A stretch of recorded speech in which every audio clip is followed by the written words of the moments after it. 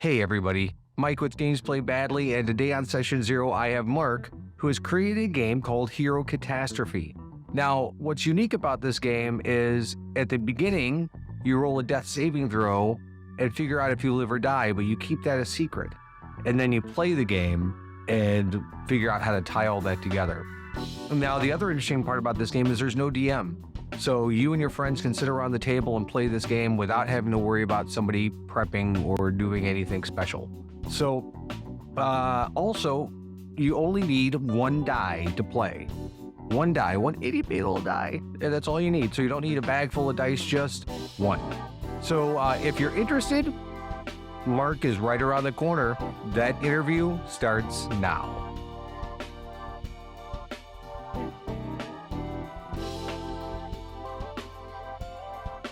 Hey Mark, how are you? Hey, how's it going? It is going as well as it can be. It's a rainy day here in Chicago, so Yeah, cold. I'm in my friend's basement in Philly, and it is freezing in here. But it feels Yeah, I appropriate for role-playing games, right? To be in a basement. absolutely. Yeah. Well, people people don't necessarily know this, but obviously I'm in my basement. People should know that by now, but our furnace is right there. So what I do is before every interview, I turn off the furnace. So I Hmm. am literally freezing for my craft. So like and subscribe. There you go. Anyway, so Keep the Mark, you have lights a on, keep the heat yeah, on. absolutely, absolutely. Yes, that's a great one. I should be like, we don't have any heat because you're not subscribing. Um, so you have a project out that is kickstarting right now called Hero Catastrophe, and it is Hmm. a hashtag, not D&D, Hmm. TTRPG, and it sounds like it's a very interesting concept. I want to hear it from your mouth, though. Why don't you tell me all about it? Sure. So it was, I will admit, a little inspired by D&D as I've played over the past few years and gotten really into this world. I was craving something that had to do with the death saving throws. Mhm. It's such an intense moment when you're playing, your character you've built up for months and months, or maybe even years, and then you have that moment where you don't know what's going to happen to your death saving throw. And that drama, that like high energy, I really wanted to get my friends addicted to that feeling of like, what's going to happen? But obviously, as we all know, trying to get friends who are not initiated into this world is really hard, especially Yeah. with something that it can be as complex as D&D. Hmm. Um, and in the wake of all the stuff going on with the OGL and things like that, I already been I'd taken a role playing game writing class and learned a lot about like things that are not D&D that are pretty freaking cool. Hmm. One of them being this system called polymorph, which is Hmm. sort of like the opposite of D&D in the sense that you have one dice that you roll the entire game and that's it. And there's no math. You just roll the dice. If the move has a number that you have, you succeed. If you try to move and you didn't get that number, you failed unless you crit. And if you roll a one, really bad things happen, right? Hmm.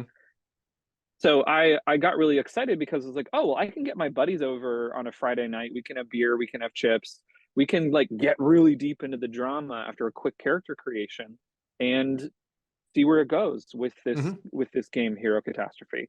I don't think we talk a lot about like death in our culture. We don't really like know how to talk about it or how to feel about it.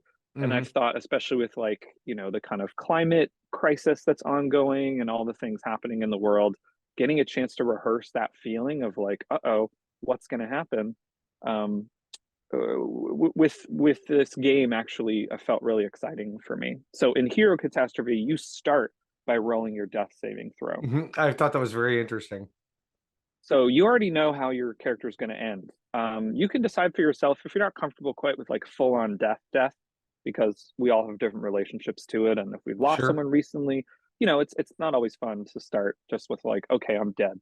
But you can Okay. choose to be irrevocably changed or something, right? But regardless, you know your fate in advance. You know whether you survive or whether you perish. You as a character are thrown into this magical wilderness that is full of catastrophes. Every time you or your party members fail a roll, the catastrophes mount. They get harder and harder to deal with.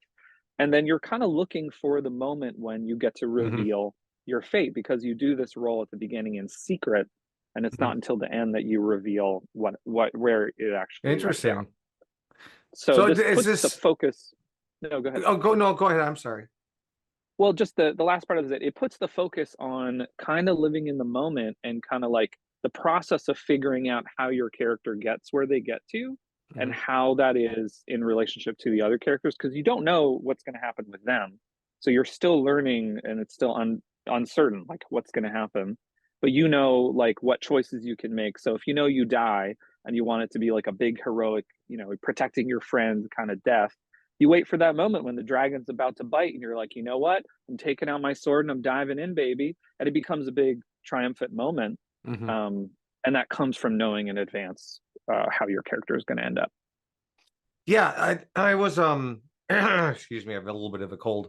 Um, so from that standpoint, is this less of a episodic and more of a kind of a one shot I, scenario or yeah, I mean, I'm very curious to see how players take to it if they will want to do multiple sessions. I think it's Mhm. designed with a bit of that idea of, again, you're bringing people who are not already initiated into something like Mhm. D&D and you're giving them a chance to try it in a kind of high stakes, high drama situation. Mhm. But folks that do play a lot of different games, maybe they're going to port other characters in that they play in other games and just see what happens to them in this setting. Mhm. That's an option. So it could be played like I did this playthrough with a friend of mine who's another game designer, and we got to a natural stopping point, but we hadn't yet revealed our fate. It was like maybe an hour and a half into play, and so we were like, well, maybe we would pick this up next time and keep going, or bring in a different wilderness, a different set of characters, and do this kind of Mhm. anthology series. So I think there are a lot of options and flexibility, but it definitely is designed for like shorter campaigns than longer ones. Yeah, I was just thinking because we're in the middle of I'm in the middle of setting up a third group and um Hmm. I was thinking about doing some West Marches style adventuring, and so it's Hmm. basically central location, everyone meets there, kind of branches out, goes out, comes back in. If somebody can't make it, it's not group breaking, somebody else can step in, that Right. type of thing. And I think that what you're talking about, that natural ending point and what that next adventure could be is very West Marches from the standpoint of if somebody really wants to keep playing, why not? Why not? Yeah, there's nothing in the rules that say, I mean, I use this term from the theater called find your ending. Like when Hmm. you're improvising in a scene with someone else, at a certain point you kind of played through a bunch of options and the audience is getting a little restless or a little bored. So Hmm. our teacher would call out and say, find your ending.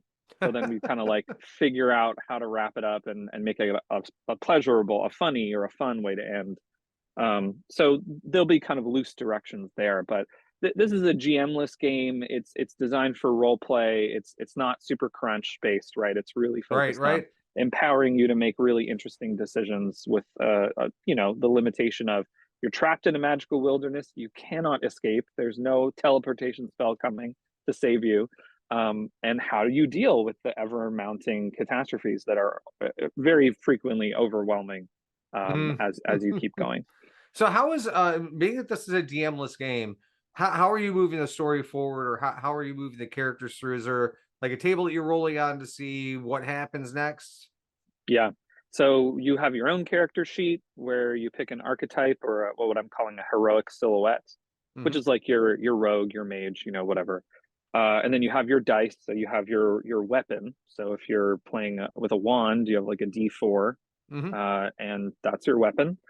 And then you have this additional sheet called the wild, and it Hmm. has a table on it of these different cataclysms and an area where you add tokens as you fail rolls. And then the wild gets worse and worse as you add more tokens on. So you might have to roll multiple times on the table or roll with disadvantage or take harm just automatically by failing. And Hmm. so the prompts are kind of vague. You get to interpret them how you want. Like my favorite one is a one on the cataclysm table is just death appears, what happens, so you figure out what that means. But Right. it's designed that it accumulates as you try things and you fail. When you succeed, maybe you get a break, maybe you have a chance to look around, Hmm. and there's some other rules on the wild sheet to sort of dictate that. Like if you do have a moment where nothing is attacking you or hurting you, what can you discover, what can you learn about each other, Hmm. keeping the role playing going. But that sheet that you co-create and co-own really dictates how things get worse and worse. That is awesome. I really love that. I think it's a It's great fun. that sounds like so much fun. I could play it right now. That is Yeah. very, very cool. All right, You I'll know, grab my. Here we go. absolutely. Yeah, anytime. It's one of those things where, D&D is hamstrings you to have to have a DM who is obviously a rules adjudicator. Hmm. And then it also is very class specific needs for the group. And so I Yep. feel like this is just it's an open-ended romp through a terrible forest where crazy things are happening, and whether you survive or not, and it's all about that role playing of getting through it all. Yeah.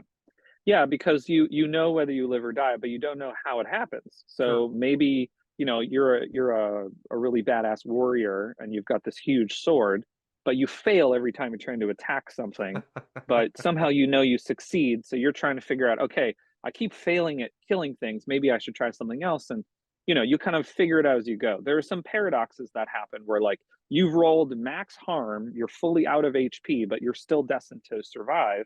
Mhm. So how do you deal with it? How do you like push through, and like what sort of magical resources come to your aid?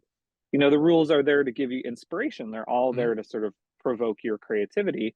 Mhm. But you got to make sense of it yourself, and especially with your friends. Um, when the rules are much more, truncated and simple, there's a lot of room to make it your own, which I Mhm. think is what makes it really fun to play. There's a fun balance in all the playtesting I've done between being silly and goofy to kind of like deal with death through humor, and then these like big dramatic poignant moments where they Yeah. find their opportunity to be the hero they've always wanted to be. Yeah. Yeah. That is it's simplistic from the standpoint of the crunch, and it opens up a whole world of role play and interactive capabilities between you and the other players. I think it's great. What a simple concept. I don't know why it's just one of those things that seems so obvious to do, and you did it. So I took this ttrpg writing class through Hmm. Catapult when that was they were offering classes, with someone named Nat Menard. They're a fantastic teacher.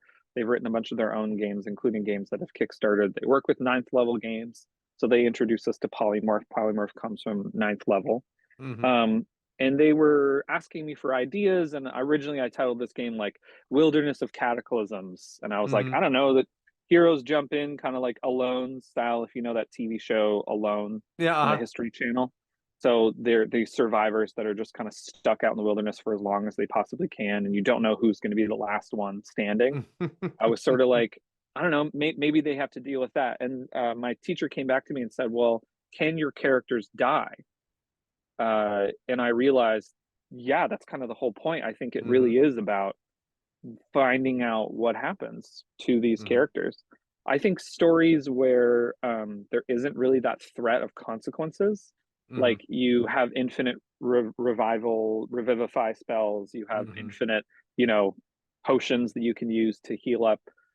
They can be really fun and interesting, but I find that they lack a like compelling humanity because Hmm. we are gonna all die. Sorry to spoiler alert.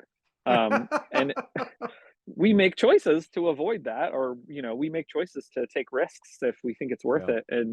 And sometimes it doesn't feel quite so alive or exciting if we know, well, we're always going to be able to respawn at the last Right. checkpoint.